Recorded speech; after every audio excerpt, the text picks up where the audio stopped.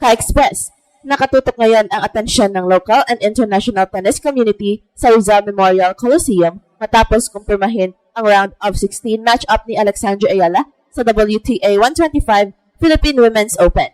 Ang 20-year-old na Pinay tennis star at kasalukuyang world number 49 ay haharap sa Japanese challenger na si Himeno Sakatsume, world number 140, sa isang laban na may malaking implikasyon hindi lang sa torneo kundi sa trajectory ng kanyang professional career.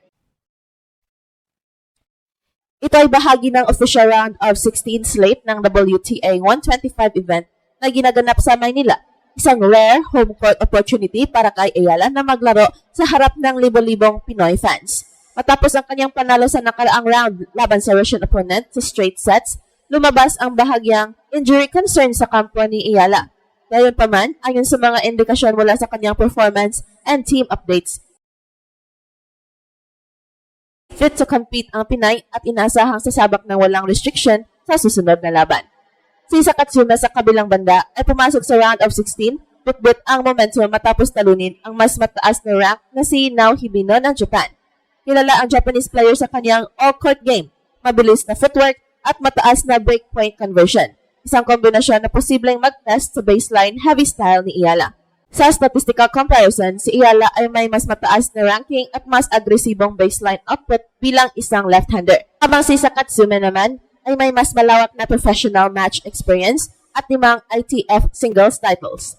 Ang laban ay inaasahang magiging contrast of styles, power and angles, kontra speed and consistency. Malaki rin ang magiging papel ng home court advantage. Mula sa opening round pa lang, ramdam na ang suporta ng local crowd kay Ayala, isang factor na maaaring magbigay ng momentum, ngunit maaari ring magdagdag ng pressure sa bawat punto ng laban. Para kay Ayala, ang WTA 125 Philippine Open ay hindi lamang tungkol sa ranking points, kundi isang mahalagang hakbang sa kanyang long-term goal na maging consistent contender sa mas mataas na WTA tier events. Ang laban ni Alexandra Ayala and Himeno Sakatsume ay isa sa mga pinaka-aabangang matches ng round of 16. Ang resulta nito ay magtatakda kung gaano kalayo ang mararating ng Pinay Stars sa kauna-unahang WTA 125 tournament na ginaganap sa sariling lupa, at kung magpapatuloy ang kanyang momentum patungo sa mas malaking international stages. Ka-Express, opisyal nang pumasok sa critical phase ang kampanya ni Alexandra Ayala sa WTA 125 Philippine Women's Open matapos makumpirma ang kanyang pag-usad sa round of 16.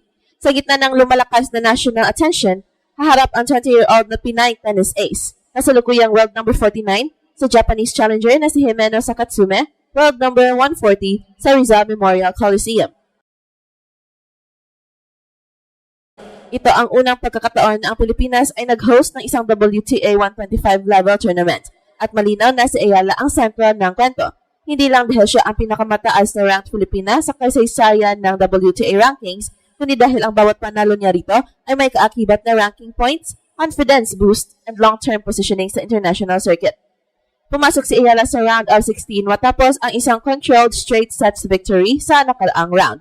Bagamat may lumalabas na injury scare sa kalagitnaan ng laban, mabilis din niya pinatahimik ang mga pangamba matapos tapusin ang match ng dominante. Ayon sa mga indikasyon mula sa kanyang galaw sa court and recovery pagkatapos ng laro, inaasahang 100% game ready ang Pinay sa susunod na laban. Sa kabilang panig, si Himeno Sakatsume ay dumating sa round of 16 bilang isang dangerous underdog. Ang Japanese player ay galing sa isang panalo kontra sa mas kilalang si Naoki Hibino, isang resulta na nagpaalala sa field na hindi dapat maliitin ang world number 140.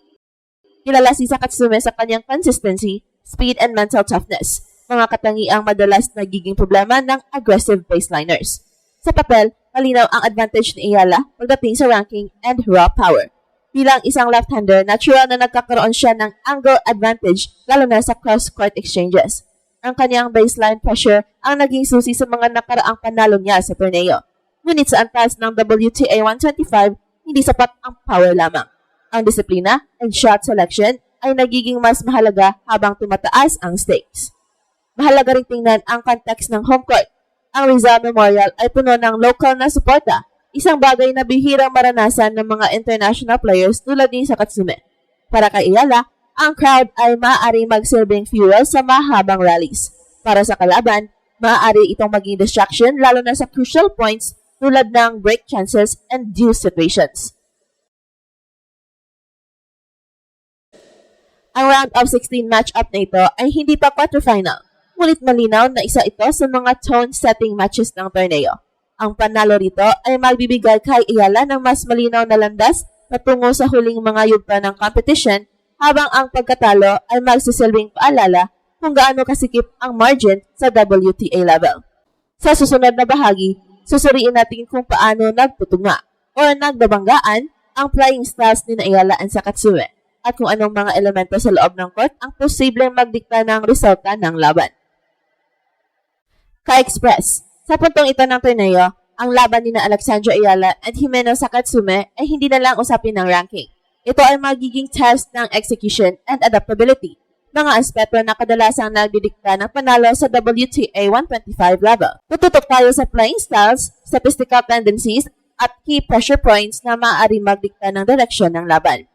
Si Ayala ay kilala bilang isang left-handed baseline attacker. Ang kanyang forehand cross-court ay isa sa pinakamaasahang sandata niya, lalo na laban sa mga right-handed opponents. Sa mga naunang laban niya sa torneo, malinaw ang kanyang intention. Kontrolin ang rally length, ilayo ang kalaban sa komportableng zone at magdikta ng tempo mula sa likod ng baseline. Ang ganitong style ay epektibo kapag maaga siyang nakakuha ng break o mabilis na nakapagtayo ng momentum. Ngunit dito papasok ang hamon na dala ni Sakatsue. Ang Japanese player ay kilala sa kanyang quick recovery and counter-punching ability. Hindi siya umaasa sa raw power. Sa halip, ginagamit niya ang bilis and timing para ibalik ang bola ng may lalim and precision. Sa mga nakaraang laban, mataas ang kanyang breakpoint conversion rate. Indikasyon na kapag nabigyan ng pagkakataon, hindi siya nag-aaksaya ng momentum. Isang mahalagang aspeto ng laban ay ang serve-return battle. Si Ayala ay hindi high A server, ngunit consistent siyang nakakuha ng free points sa pamamagitan ng placement and variation. Kapag nagiging predictable ang kanyang first serve, mas nagiging agresibo ang return game ng kalaban. Isang sitwasyon na maaaring samantalahin ni Sakatsue. Para manatiling kontrolado ang laban, kailangan ni Ayala na paghaluin ang pace and location ng kanyang serves. Sa kabilang banda, ang serve ni Sakatsue ay mas nakatuon sa percentage and rally initiation kaysa sa outright winners. Ibig sabihin, malaki ang tsansa para kay Ayala na makapasok agad sa rallies at magdikta ng exchanges. Ang tanong, kaya ba ang panatilihin ni Ayala ang composure kapag humahaba ang puntos at nagiging physical ang laban? Hindi rin maiiwasan ang usapin ng physical readiness. Bagamat ipinakita ni Ayala ang resilience matapos ang injury scare sa nakaraang round, ang back-to-back intensity ng mga laban ay maaaring magdulot ng subtle fatigue. Si Sakatsue, na sanay sa grinding matches, ay maaaring maghangad na pahabain ang rallies upang subukan ang kondisyon ng Pinay. At ito ang Express Info kung saan bawat kwento ginulat ang mundo. Don't forget to like and subscribe.